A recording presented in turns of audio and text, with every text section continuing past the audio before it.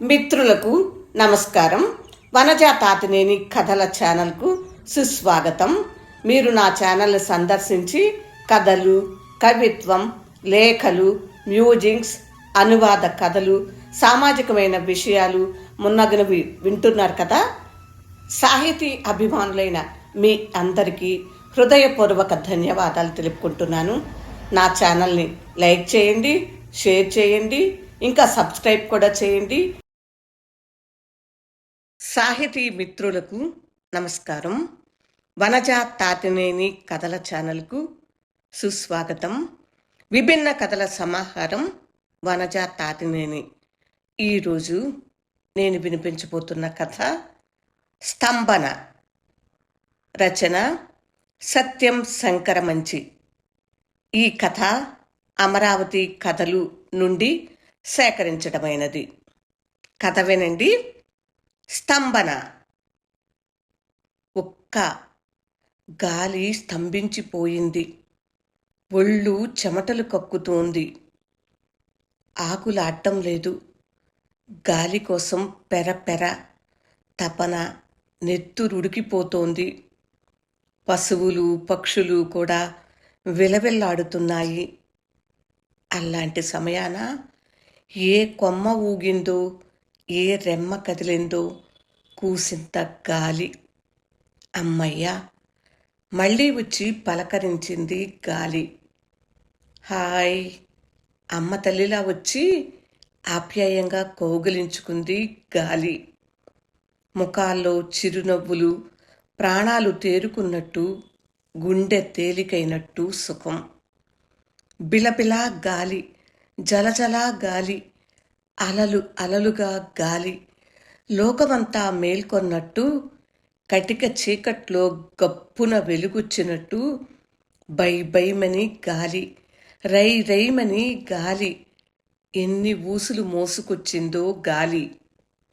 కృష్ణ ఒడ్డున నుంచుంటే ఒంటి నిండా ఏటిగాలి. చెక్కిళ్ళు నిమురుతోంది, ముఖం తడుముతోంది, జుట్టులోకి వేళ్లు పోనిచ్చి కుదుపుతోంది. కళ్ళల్లో కళ్ళు పెట్టి పలకరిస్తోంది. ఒళ్ళంతా నిమిరి కౌగలించుకుంటోంది. అమ్మ తల్లిలా, అప్ప చెల్లిలా అపాదమస్తకం తాకి ఆలింగనం చేసుకుంటోంది. అణువణువు తాకి రక్తమంతా నిండి కొత్త ప్రాణం పోస్తోంది. కృష్ణంతా గాలి, ఆకాశమంతా గాలి. అల్ల అమరేశ్వర శిఖరం చుట్టూ గాలి, ధ్వజస్తంభం చుట్టూతా గాలి. గాలి ధ్వజస్తంభం చిరుగంటలు ఊపుతోంది. ఆ గంటల మూతకి అనువుగా 2 రామచిలుకలు ముక్కులు పొడుచుకుంటున్నాయి. గాలి గోపురం శిఖరాల గాలి పారాడుతోంది. పక్కనున్న వేప చెట్ల మీద గాలి గొంతులేస్తోంది. సగం కట్టి ఆపేసిన రథశాలని దిగాలుగా పలకరిస్తోంది. చిన్న రథం మీద చెక్కిన చిలకల ముక్కులు ఎవరో విరక్కుడితే వాటిని జాలిగా బుజ్జగిస్తోంది. అలా అంచెలంచెలుగా వచ్చిన కృష్ణగాలిని ఊరిగాలి కలుసుకుంది. ఎల్లమ్మ గుడిసె మేంచి వచ్చిన గాలి. ముసలి ఒగ్గైన ఎల్లమ్మ వేడి నిట్టూర్పు తనలో నింపుకున్న గాలి.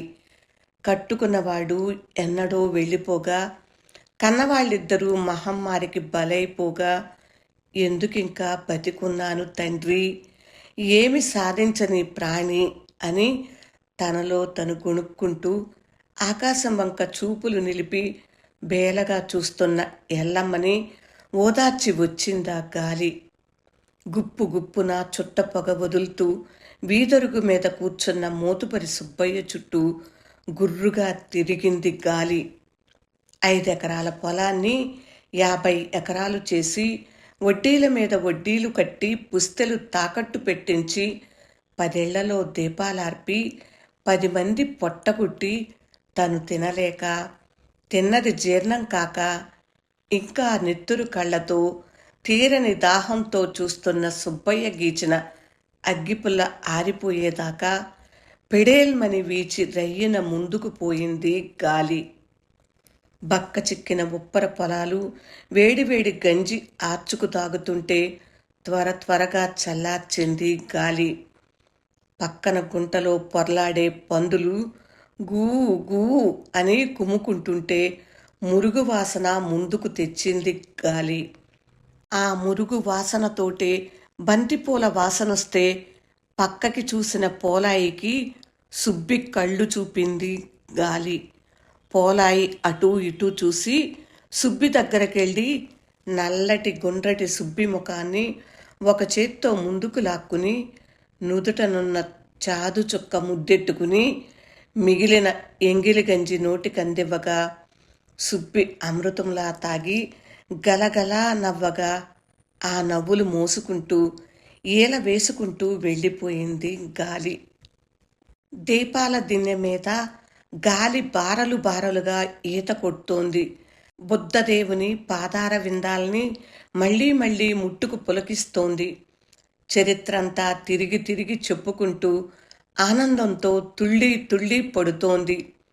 వేల దీపాలు వెలుగుతుంటే జ్యోతులతో పాటు తను అటూ ఇటూ పాట పాడుతున్నట్టు ఊగింది.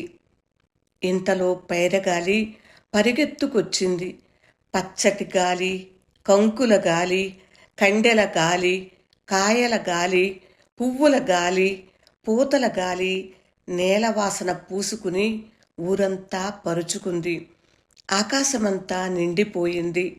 ఉన్నట్టుండి గాలి ఆగిపోయింది. స్తంభన. ఆకు కదలటం లేదు, రెమ్మ ఊగటం లేదు. ఎల్లమ్మ గాజు కళ్ళు ఆకాశంలోకి చూస్తున్నాయి.